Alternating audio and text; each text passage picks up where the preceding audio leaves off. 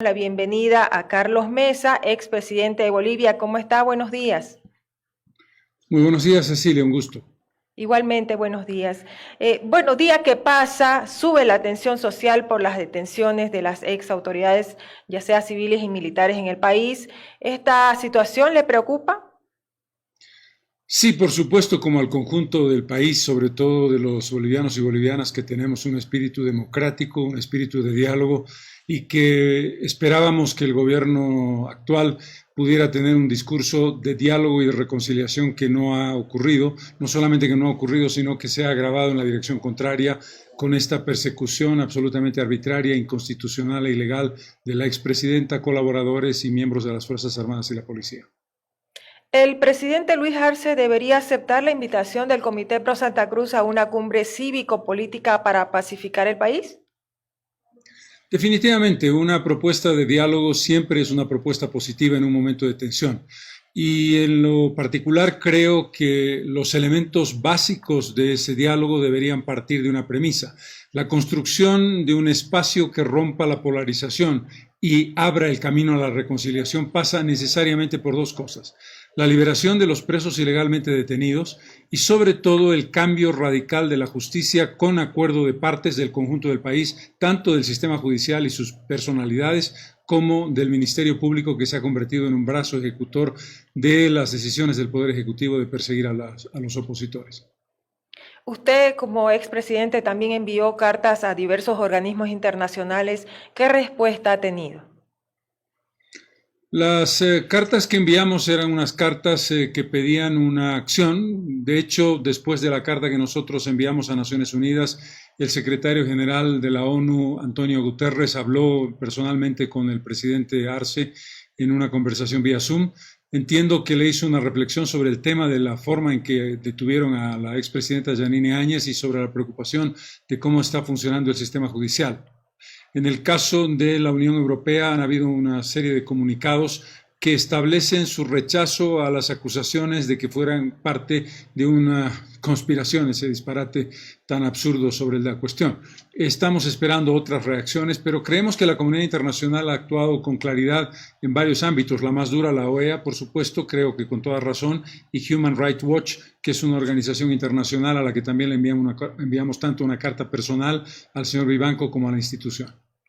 Justamente hablando de la OEA, que ha dicho que el sistema judicial de Bolivia no tiene las mínimas garantías para un juicio justo, de imparcialidad y debido proceso. Ese es un tema de fondo realmente, el tema de la justicia que afecta no solamente en la coyuntura política, sino en general, que se viene arrastrando y no se ha podido solucionar.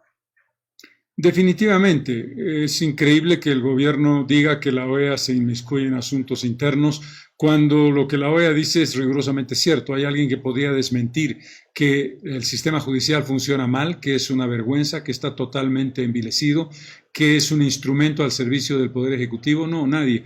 Más que eso, Cecilia, decir que el contexto lo planteó el propio vicepresidente David Choquehuanca el día de su posesión.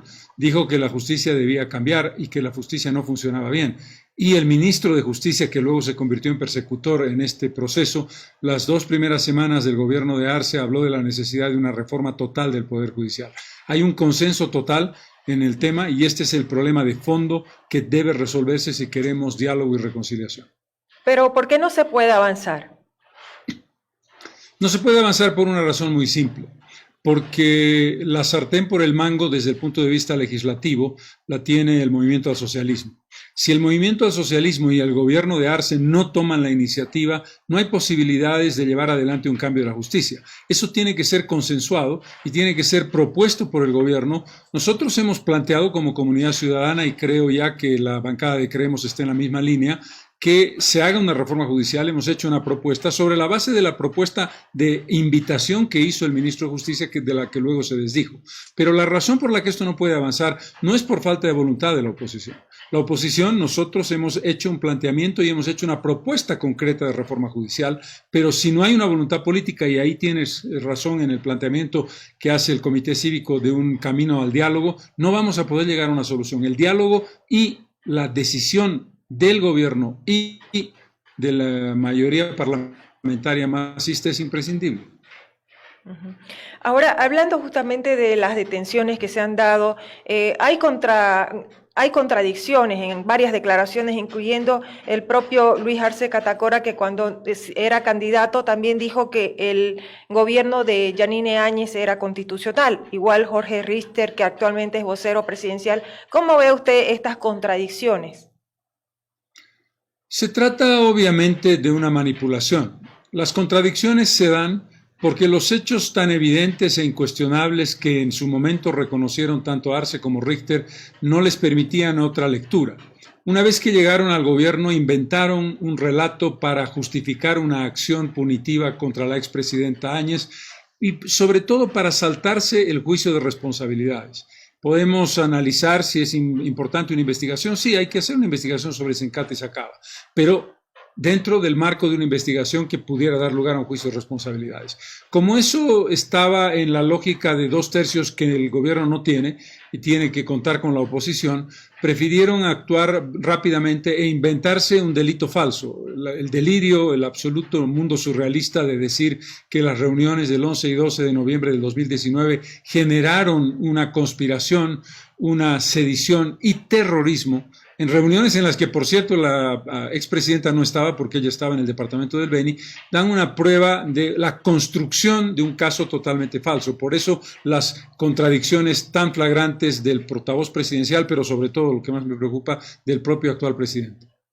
Ahora, este malestar que se está generando, se está profundizando por los hechos, ¿usted cree que de alguna manera también puede ser contraproducente para el propio gobierno a la larga si es que esto sigue creciendo?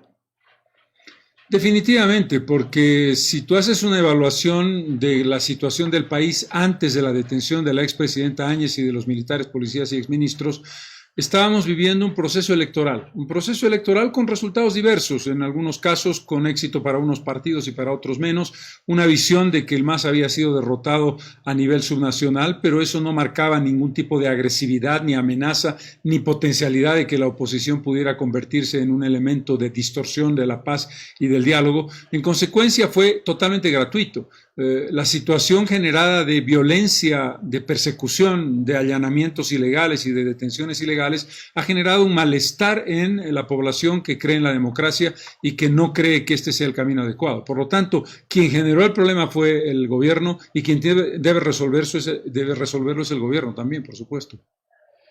¿Usted cree que así como Yanine Áñez está detenida, también debería estar Evo Morales, teniendo en cuenta que hubo una denuncia de fraude?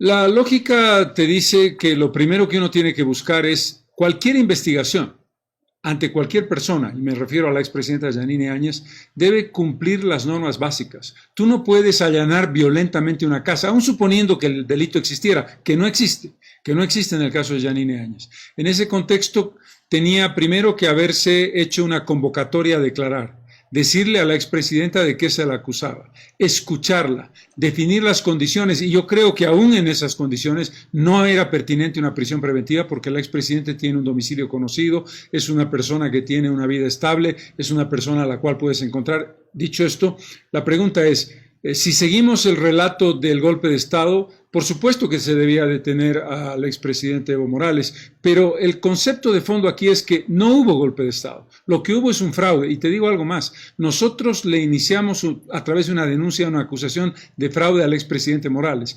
¿Qué hicieron los del gobierno? Dos cosas. La jueza Castro anuló el proceso porque dijo que el Tribunal Supremo Electoral no había hecho la acusación, lo cual limitaría completamente la posibilidad de evidencia de la denuncia. Y segundo, lo que es más grave, el gobierno de Arce dictó una amnistía general, una amnistía abstracta que dice todos aquellos perseguidos o enfrentados al gobierno dictatorial de Yanine Áñez son beneficiarios de esta amnistía. O sea, una locura desde el punto de vista de medio país amnistiado porque le da la gana al expresidente de Bolivia, entre los cuales está amnistiado el expresidente Morales. ¿Qué quiero decirte con esto? Que en este momento no se le puede abrir un proceso por fraude porque está beneficiado con una amnistía general desde el día 20 de octubre hasta el 8 de noviembre del año 2020. Hablando de otro tema, don Carlos Mesa, Ayer, justamente por el Día del Mar, el presidente Luis Arce planteó una nueva agenda de relaciones bilaterales con Chile, a partir de la diplomacia principalmente, pero también abarca el ámbito económico. ¿Cree que ese es el camino correcto después del fracaso, podríamos decir, entre comillas, que se dio en La Haya?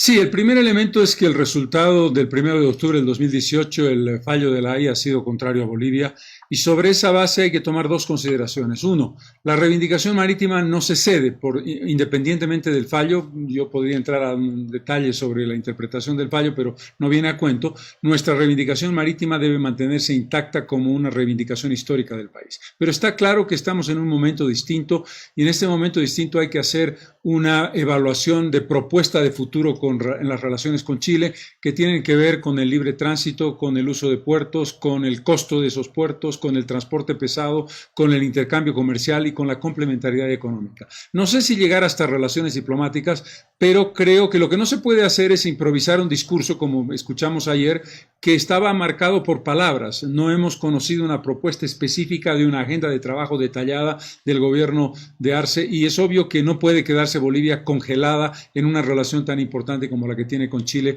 por razones de carácter económico, comercial y también político en el tema de intercambio el cumplimiento del Tratado de 1904. Teniendo en cuenta ya que Chile ha adelantado una respuesta y decir que el tema de la demanda marítima está zanjado, está cerrado, insistir en esto sería frenar las otras opciones para una mejor relación con Chile. Hay dos consideraciones aquí. La primera, Bolivia tiene que afirmar claramente que no cejará, como lo dijo Daniel Sánchez Bustamante en el año 1910, hasta tanto tenga un acceso soberano al Océano Pacífico. Pero está claro que después del fallo de la Haya hay que hacer un paréntesis en los términos de la reivindicación. Es decir, tenemos que establecer la realidad de que hay elementos importantes de la relación bilateral que no pueden ser condicionados en este momento por ese tema. Y este es el punto, pero el punto básico es el planteamiento de una agenda clara y concreta que el país conozca de parte del gobierno de Arce, que ayer hizo un discurso genérico, pero no estableció en específico y en detalle en qué consiste la política que le propone llevar adelante a Chile. Perfecto. Finalmente, para cerrar, por favor, el Tribunal Supremo Electoral acaba de rechazar las impugnaciones que presentó Comunidad Ciudadana en Santa Cruz. ¿Usted cree que más allá de esa acción hay credibilidad sobre el accionar del Tribunal Supremo Electoral, teniendo en cuenta que Comunidad Ciudadana ha denunciado fraude? Nosotros lamentamos profundamente la decisión del Tribunal Supremo Electoral y lamentamos más todavía a la decisión que ha tomado el Tribunal Departamental Electoral, que es de Santa Cruz, que es donde realmente se generaron las irregularidades. Nosotros hemos impugnado 478 actas y hemos impugnado la interrupción permanente del recuento de votos a lo largo de los días en que se hizo el recuento de votos la semana pasada, establecimiento de prohibiciones para la participación de representantes nuestros importantes en el tema del Tribunal Departamental Electoral. Nos parece que el fallo no es adecuado, no es correcto, no creemos que sea el que refleje la realidad y sobre todo lamentamos la forma en que produjo el trabajo el Tribunal Departamental Electoral de Santa Cruz. Muchísimas gracias, don Carlos Mesa, expresidente de Bolivia, por la entrevista, muy amable. No, por el contrario, el agradecido soy yo. Muy buenos días. Buenos días, gracias.